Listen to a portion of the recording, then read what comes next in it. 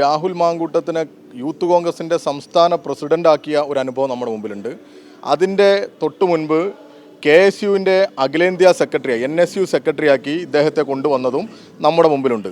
ഈ രണ്ട് ഇടപെടലുകളും ആരാണ് നടത്തിയത് എന്നുള്ളത് ഇവിടെ വ്യക്തമാണ്.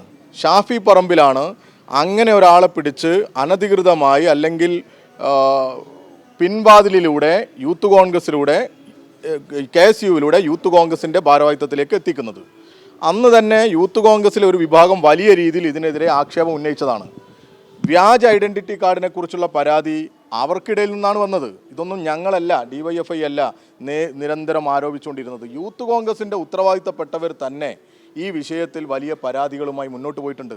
ഇതിൽ നിന്നൊക്കെ നമ്മൾ മനസ്സിലാക്കേണ്ടത് വലിയ ഒരു ഗൂഢാലോചന, വലിയൊരു ഗൂഢസംഘം ഇവിടെയുണ്ട് ഈ കോൺഗ്രസിൽ എന്നുള്ളതാണ്. ആ ഗൂഢസംഘത്തിൻ്റെ നേതൃത്വമാണ് ഷാഫി പറമ്പിൽ. അതിലെ ഒരു അംഗം മാത്രമാണ് ഈ രാഹുൽ മാങ്കൂട്ടത്തിൽ MLA. അതുകൊണ്ട് ഈ ഗൂഢസംഘത്തിനെതിരെ കോൺഗ്രസിൽ ഉയർന്നു വരുന്ന ആക്ഷേപങ്ങളെല്ലാം ശരിയാണ് എന്ന് ബോധ്യപ്പെടുന്ന തരത്തിൽ തന്നെയാണ് ഇവിടെ കാര്യങ്ങൾ പോയിക്കൊണ്ടിരിക്കുന്നത്.